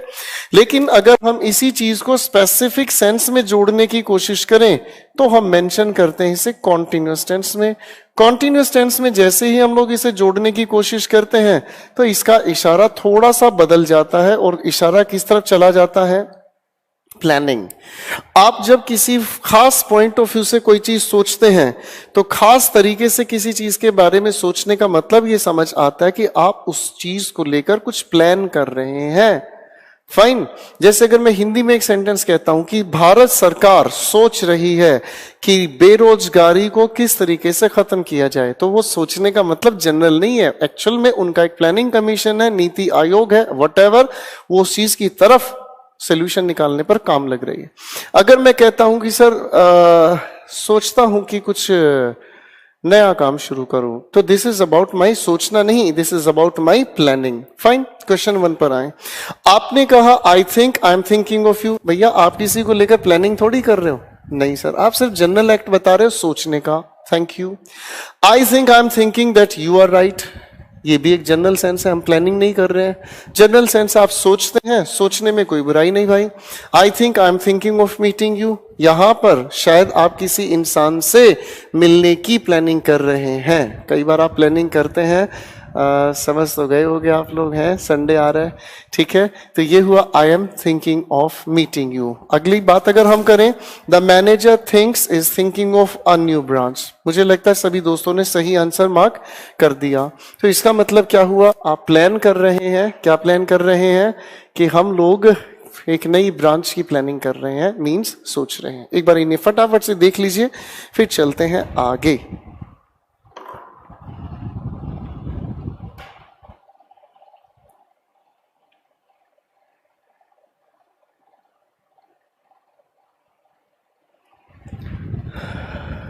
यहां तक की बात हुई हमारी, जिनमें हम लोगों ने समझने का काम किया प्रेजेंट इंडेफिनिट और प्रेजेंट कॉन्टिन्यूस के बीच के एक फर्क को, कंपैरेटिव डिस्कशन को, ठीक है दोस्तों। और हम लोगों ने इन वर्ब्स के बारे में भी समझा, इन वर्ब्स का क्या फंक्शन है, किस तरीके से ये जनरल और स्पेसिफिक सेंस में कहानी को बदलते हैं, ठीक है मेरे दोस्तों। ये तो हुई हमारी एक बात, पर यहां से एक बहुत खूबसूरत बात शुरू होती है। कहो तो बताऊं? मैं बताऊंगा ही बताऊंगा भैया, आप ना भी सुनोगे तो भी बताऊंगा, ठीक है ना।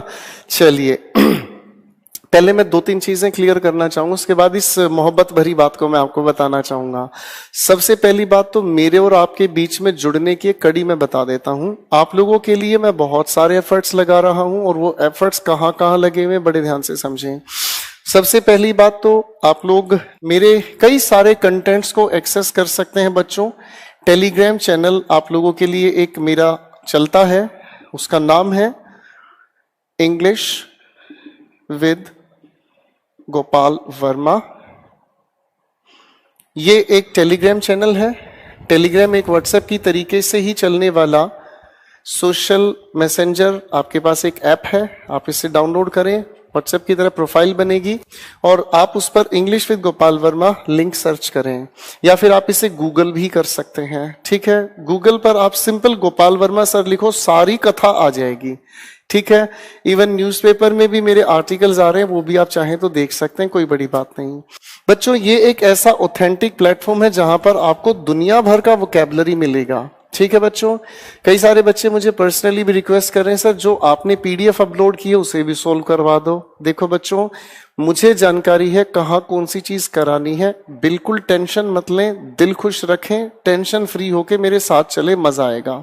फाइन, मैं उस वोकैब शीट को खुद डिस्कस कराना शुरू करूंगा, पर एक लेवल धीरे धीरे उठाना है मुझे, ठीक है बच्चों। इंग्लिश विद गोपाल वर्मा एक चैनल है जिस पर सारा आपका वोकैब कंटेंट है, सारी कहानी आपकी उस पर डली हुई है, आप जितना चाहें उससे फायदा उठा सकते हैं। एक बात, ईजीवी डाउट जोन बच्चों, ये एक ऐसा प्लेटफॉर्म है जिस पर आप अपने कितने भी डाउट्स पोस्ट कर सकते हैं। ये एक बच्चों का खुद का ही प्लेटफॉर्म है, ईजीवी डाउट जोन। इस पर आप अपने जितने चाहें डाउट्स अपने पोस्ट कर सकते हैं। ये 2 वे प्लेटफॉर्म है, ये 1 वे प्लेटफॉर्म है। इसमें सिर्फ मेरी तरफ से 1 साइडेड ट्रैफिक आता है। यहाँ स्टूडेंट्स पार्टिसिपेट करते हैं, जितना चाहें उतना आप इस पे लिख सकते हैं। इसके अलावा आप मुझे अपने डाउट्स भेज सकते हैं। सबसे अच्छा आप लोगों के लिए सोल्यूशन हुआ फेसबुक पर मुझे आप सर्च कर सकते हैं, गोपाल वर्मा एक ऑफिशियल आईडी है, आप उस पर सर्च कर सकते हैं, आप फॉलो कर सकते हैं, मैसेज कर सकते हैं जो आपको क्लासरूम से रिलेटेड डाउट है। पूरी टीम इसके लिए लगी हुई है बेटा, इन सभी चीजों को लेकर पूरी टीम एक्टिव रहती है, ठीक है। आप जैसे ही भेजते हैं, आपका कोई भी क्वेश्चन, डाउट, ये वो सब कुछ, उन चीजों के लिए हम लोग एक्टिव हैं, उसमें कोई दिक्कत नहीं। ठीक है बच्चों, तो ये आप लोगों के पास एक जरिया है जिसमें आप मुझसे जुड़ सकते हैं। खैर, आपका समय थोड़ा सा वेस्ट किया, माफी चाहूंगा। कहानी लेके चलते हैं थोड़ा आगे।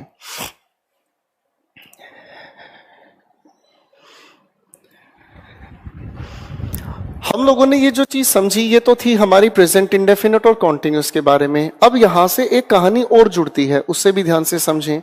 मैं इसे समझा इसलिए रहा हूं क्योंकि कुछ किताबें इसे गलत लिखती हैं, हो सकता है कुछ टीचर्स भी थोड़ा तकाजे में नहीं समझा पाए। अब इसे ध्यान से समझें।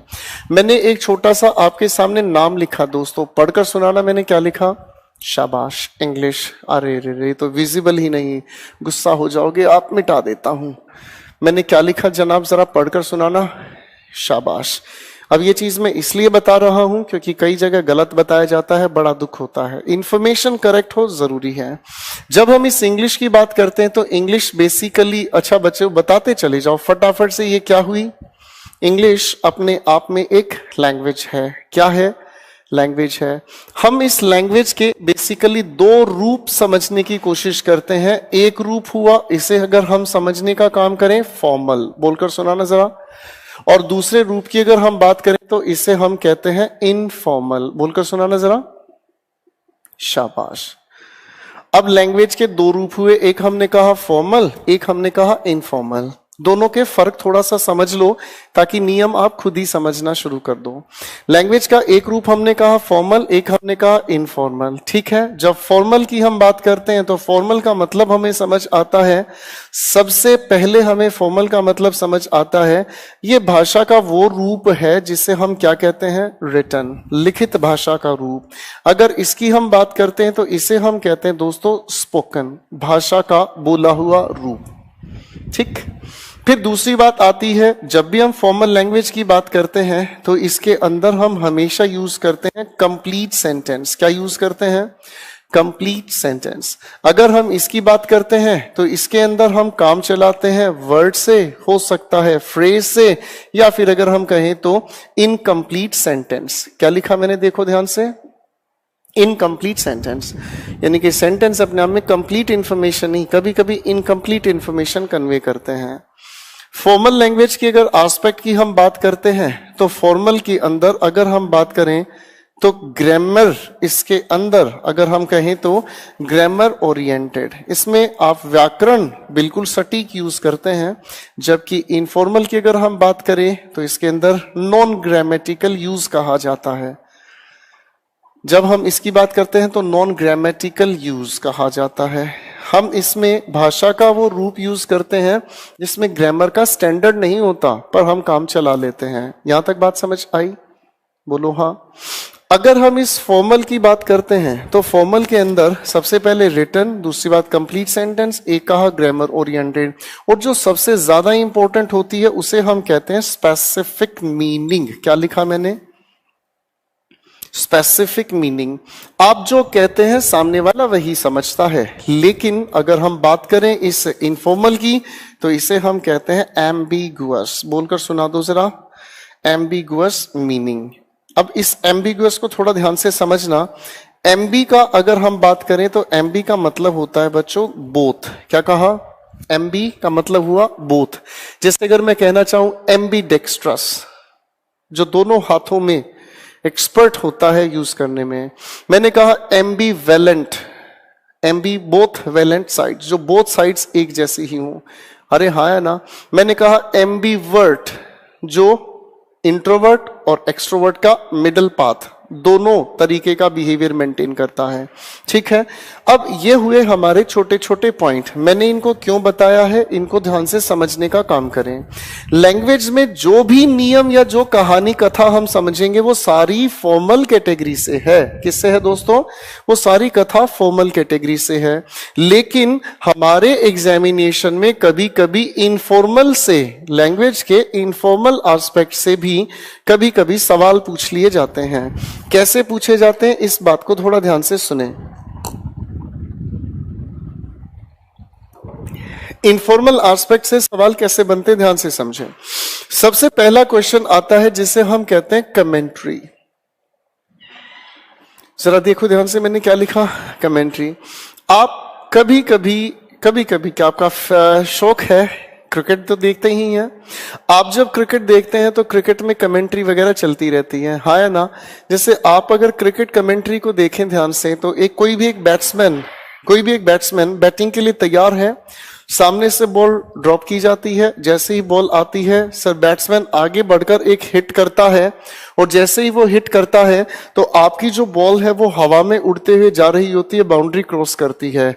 तो एक सेंटेंस बोलता है कमेंट्री वाला, एक सेंटेंस बोलता है देयर गोज अनदर 6, बोलते हैं जी, हाँ या ना। तो इसको अगर ध्यान से आप ऑब्जर्व करें तो एक्चुअल में हुआ क्या कि किसी बैट्समैन ने अगर बॉल को हिट किया तो एक्शन तो कॉन्टिन्यूस है, जो बाउंड्री की तरफ जा रही है बॉल, हाँ या ना। तो ये एक्शन तो कॉन्टिन्यूस है, लेकिन बताया कौन से टेंस में जा रहा है, प्रेजेंट इंडेफिनिट। समझ आया? स्पोकन लैंग्वेज में इसका हम यूज करते हैं। जैसे आप लोग कुछ लोग आपस में मिलकर बात कर रहे हैं, अरे आप अपने ग्रुप में कुछ लोग बात कर रहे हैं और अचानक से आपने देखा कि आपका कोई एक दोस्त आपकी तरफ चलता हुआ आ रहा है, तो आप उसमें बोलने की कोशिश करते हैं हियर कम्स मोहन। अब ऑब्जर्व करें सेंटेंस को, वो इंसान आ तो चला रहा है, अरे हाँ है ना, या फिर कहें तो चलता हुआ वो आ रहा है, लेकिन आपका टेंस यूज किया आपने इंडेफिनेट। अब इस कमेंट्री को अगर हम कहने की कोशिश करें तो ऐसे लिखे सेंटेंस अधिकतर हमें मिलते हैं हेयर देयर, और इन्हें हम बताने का काम करते हैं कौन से टेंस में, प्रेजेंट इंडेफिनेट में। बात समझ में आई? देखो बच्चों, है तो ये एक्शंस कॉन्टिन्यूअस, लेकिन इनफॉर्मल एस्पेक्ट की वजह से, बोलचाल की भाषा की वजह से, इनकम्प्लीट सेंटेंस की वजह से, नॉन ग्रामेटिकल स्टैंडर्ड की वजह से कुछ घूमता फिरता उल्टा सीधा मीनिंग निकाल के हम बता देते इंडेफिनिट में है। एक दूसरी कैटेगरी से हम मिलाते हैं, ध्यान से समझने की कोशिश करें बच्चों। हम लोगों ने ना शायद कल की क्लास में बताने की कोशिश की क्या चीज,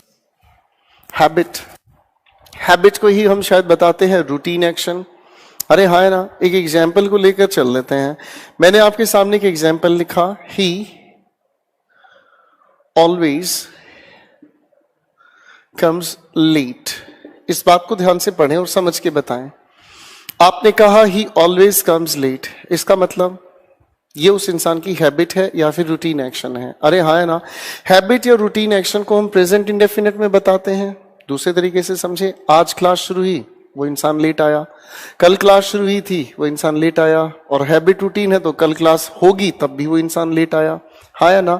हैबिट या रूटीन एक्शन को इनफैक्ट हम बताने की कोशिश करते हैं प्रेजेंट इंडेफिनिट टेंस में, भाई हाँ या ना, और ये है वो कीवर्ड जो बताता है। बोल नहीं रहे यार। लेकिन कभी कभी सिचुएशन अलग होती है, कभी कभी सिचुएशन ऐसी होती है कि आपके सामने आपका दोस्त कोई बुक पढ़ रहा है और उसे देखकर आपके दिल में खुंदक चढ़ती है, और उस खुंदक को आप कहने की कोशिश की ये हमेशा ही पढ़ता रहता है।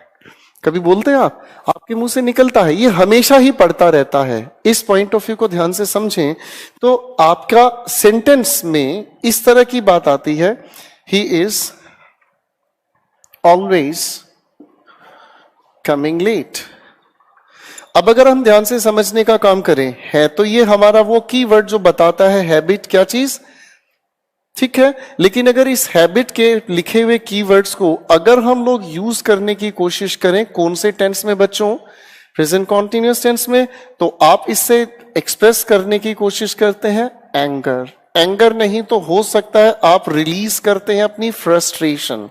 क्या चीज, आप जैसे किसी इंसान को कहने की कोशिश नहीं करते यार तुम तो हमेशा ही लड़ते रहते हो, अरे हाँ है ना, ये फ्रस्ट्रेशन में बोले गए सेंटेंसेस हैं, और बोले गए सेंटेंसेस को ही हमने कहा स्पोकन। हम लोग इसी को अगर कहना चाहें तो सर ये जो भी हमारी मैनर है उसे हम कहते हैं डिसअप्रूविंग मैनर। क्या लिखा मैंने, डिसअप्रूविंग मैनर, यानी कि जो हम कहना चाहते हैं हम उस बात से खुश नहीं हैं, और जो हम लोग कह रहे हैं वो एक तरह की हमारे दिल की बात नहीं, खुशी की बात नहीं। तो देखो, है तो हमारे पास ग्रामेटिकली ये सेंटेंस ठीक, लेकिन कभी कभी बोलने में हम खुंदक निकालते हैं तो कह बैठते हैं he is always coming late, she is always reading the novel. एक अगली कैटेगरी से मिलते हैं जिसे हम लोग कहते हैं, बड़े ध्यान से समझने की कोशिश करें। मैं एक सेंटेंस लिखता हूं, मैंने आपके सामने कहा I work for my family. मैंने एक सेंटेंस लिखा, जनाब जरा पढ़ो। इस सेंटेंस को अगर हम ध्यान से पढ़ने की कोशिश करें तो ये सेंटेंस हमें एक एक्शन बता रहा है प्रेजेंट इंडेफिनिट में जो रूटीन हुआ, हाँ या ना। हम लोग एक बात जानते हैं कि हम अगर एफर्मेटिव सेंटेंस बनाते हैं, क्या लिखा बच्चों, देखो ध्यान से, अगर हम एफर्मेटिव सेंटेंस बनाते हैं तो प्रेजेंट इंडेफिनिट में एक खास बात आती है, बताओ क्या। प्रेजेंट इंडेफिनिट के पॉजिटिव सेंटेंस के अंदर हम डू डज का यूज नहीं करते, बोलो हाँ। हम लोग इस प्रेजेंट इंडेफिनिट के अंदर डू या फिर डज का यूज नहीं करते, हम जानते हैं, हाँ है ना। लेकिन अगर एफर्मेटिव सेंटेंस प्रेजेंट इंडेफिनिट में हम लोग अगर डू या डज के साथ first form of verb use करते हैं तो हम लोग क्रिएट करने की कोशिश करते हैं एम्फेसिस। क्या क्रिएट करने की कोशिश करते हैं? एम्फेसिस। जैसे आपने एक सेंटेंस यूजुअली कहा है, आपने एक सेंटेंस कहा, मैं घर का सामान लाता हूं, रूटीन एक्शन है। लेकिन अगर आप यही चीज एम्फेसिस क्रिएट करके बोलते हैं, मैं जानबूझकर फिर से बोल रहा हूं, बोलते हैं, तो आप कहते हैं मैं ही तो घर का सामान लाता हूं, मैं घर का सामान लाता तो हूं। अब ये जो एक्सप्रेशंस हैं हमारे, इन एक्सप्रेशंस की अगर हम बात करें तो आप बोलना चाहते हैं I do work for my family. अब अगर इसे हम थोड़ा ध्यान से समझने की कोशिश करें तो ये हो गई हमारी बातचीत जिसे हम कहते हैं एम्फेसिस क्रिएट करना। क्या कहा मैंने? एम्फेसिस क्रिएट करना। एक कैटेगरी और समझने की कोशिश करते हैं, ध्यान से समझो बेटा। ये वो नियम है, ये वो सेंटेंसेस की फ्रेगमेंट है जो इनफॉर्मल है। काफी सारी बुक्स हैं, कहानियां हैं, पता नहीं क्या बताती हैं बच्चों, पर मैं जानता हूं आप लोगों को सटीक जानकारी होनी चाहिए। एक अगली बात से मिलते हैं और उस बातचीत को अगर हम कहने की कोशिश करें तो हम लोग कहते हैं dramatic representation of historical event. बच्चों इस बात को एक बार मेरे साथ मिलकर पढ़ें, लिखा है dramatic representation of historical event. आप जीए स्पेशल पढ़ते होंगे तो आपका टीचर हिस्ट्री पढ़ाता होगा। आपका टीचर हिस्ट्री कैसे पढ़ाता है? अगर मान लो आपका टीचर हिस्ट्री पढ़ाए, मैं एक्टिंग कर रहा हूं, ध्यान से सुनना। भारत में उसके बाद मुगल लोगों का शासन हुआ और मुगल शासन के दौरान भारत के अंदर कोई तरक्की नहीं हुई, पर मुगल शासन धीरे धीरे भारत में फैलता गया और कोई भी सुल्तान या कोई भी उस समय का राजा भारत के किसी भी मुगल के शासक के खिलाफ नहीं बोल पाया। अगर मैं ऐसे हिस्ट्री पढ़ाऊं तो थोड़ी देर में आप सभी होते नजर आएंगे बेहोश। लेकिन आपको जो हिस्ट्री पढ़ाते हैं टीचर, उनका पढ़ाने का अंदाज कैसा है? वो उस हिस्ट्री को ड्रामेटिक रिप्रेजेंटेशन से पढ़ाते हैं, ड्रामेटिक नाटकीय। वो आपके सामने इस तरीके से उस हिस्ट्री को रिक्रिएट करते हैं जैसे सब कुछ आपके सामने हो रहा है। आपके सामने कैसे पढ़ाते हैं, मैं थोड़ी सी एक्टिंग करूंगा, प्लीज बुरा ना माने। आप अपने टीचर्स की रिस्पेक्ट करते हैं, ये बहुत खूबसूरत बात है, लेकिन मेरा काम समझाने का, ध्यान से समझें। टीचर आपको पढ़ाता है और उसके बाद अकबर को राजा बनाया गया। अकबर को राजा ऐसे बनाया गया कि अकबर का हाथ पकड़ा बैरम खान ने और उसको लाके गद्दी पे बैठा दिया और कहा बेटा अब तू राजा बन गया। अकबर बोला है मैं राजा बन गया? अरे बेटे तू राजा बन गया। भाई साहब आपको पता हूं अकबर को मूछें भी ढंग से नहीं आई थी और वो राजा बन गया 12 साल की उम्र में। सोचो तुम्हें कैसा लगे। अरे भाई साहब अकबर को इतना भी समझ नहीं आया कि भारत इतना बड़ा देश है और उसका राजा वो बन गया। कमाल करते हो यार। तो देखो मेरा जो एक्टिविटी है बोलने का, ऐसा लग रहा है जैसे मैं नाटक करके समझा रहा हूं।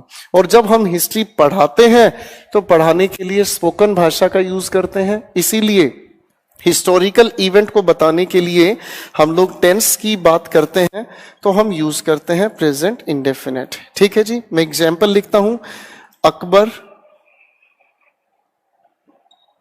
ascends the throne।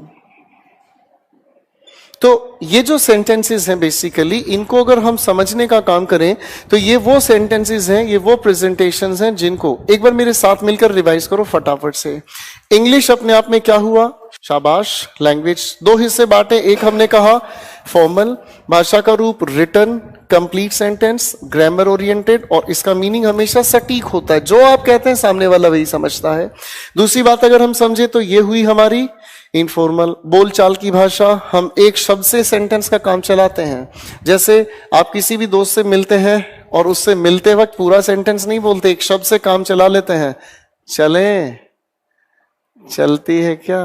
आप जो भी बोल रहे हैं एक शब्द से काम चलाते हैं, आप एक फ्रेज से काम चला लेते हैं। बहुत अच्छे, लेकिन आप पूरा सेंटेंस नहीं बोलते, आप इनकम्प्लीट सेंटेंस बोलते हैं। आप घर गए, घर जाते ही आपने मम्मी को आवाज लगाई, मम्मी खाना, फ्रेज हुआ। आपने कहा मम्मी मेरा खाना बना दो, ये सेंटेंस अपने आप में इनकम्प्लीट है। होना चाहिए मम्मी मेरे लिए खाना बना दो। मेरी बात समझ रहे हैं? ये इनफॉर्मल एस्पेक्ट है। ग्रामेटिकल इसका कोई स्टैंडर्ड नहीं होता और ऐसे सिर्फ एम्बिगुअस मीनिंग निकलते हैं। 4 कैटेगरीज में बांटा हमने इसको। बेटा इस सेक्शन की हमें जरूरत पड़ेगी, नरेशन जब पढ़ेंगे, इसलिए मुझे समझाना पड़ा। पहली बात कमेंट्री, आपके सामने कमेंट्री, कोई भी डायरेक्ट जब बोलता है कॉन्टिन्यूस एक्शन को तो कमेंट्री के लिए प्रेजेंट इंडेफिनिट यूज हुआ। हैबिट को बताने का काम हम प्रेजेंट कॉन्टिन्यूस में बताते हैं। जब हम एंगर, फ्रस्ट्रेशन, डिसअप्रूविंग मैनर में कोई सेंटेंस कहना चाहें। डिसअप्रूविंग मैनर का मतलब जिसे देखकर हम खुश नहीं है पर फिर भी हमें बोलना पड़ा। अगली बात, एफर्मेटिव सेंटेंसेस में अगर हम helping verb do does present indefinite में यूज करते हैं तो एम्फेसिस क्रिएट करते हैं। और एक आती है ड्रामेटिक प्रेजेंटेशन या रिप्रेजेंटेशन ऑफ हिस्टोरिकल इवेंट। ठीक है दोस्तों, तो आज की बात को मैं यहीं पर रोकूंगा। मेरी मुलाकात आपसे होगी सोमवार को। सोमवार तक यहां तक के कंटेंट्स को बहुत अच्छे से पढ़कर आए, रिवाइज करके आए, और नेक्स्ट वीक से मैं आप लोगों का वोकैब सेशन साथ साथ लेकर चलना शुरू करूंगा। अभी तक मैंने वोकैब सेशन इसलिए नहीं लिया था, एटलीस्ट कंटेंट्स के अकॉर्डिंग हम लोग एटलीस्ट अपने आप को इस लेवल पर पहुंचाएं कि हमारे दिमाग में क्लैरिटी आए। ठीक है दोस्तों, वरना इधर से कुछ उधर से कुछ उठाना शुरू कर देना, लास्ट में हम पहुंच नहीं पाते। अब आपकी गाड़ी ट्रैक पर आ जाएगी, 2 दिन है, अच्छे से रिवाइज करें, वीडियोस को बार बार देखें। और दोस्तों कोई भी डाउट अगर आपको आता है, फेसबुक पर, आप इंस्टाग्राम पर, आप मुझे कैसे भी फॉलो बैक कर सकते हैं। आज के लिए इतना ही। Good night, take care, bye bye.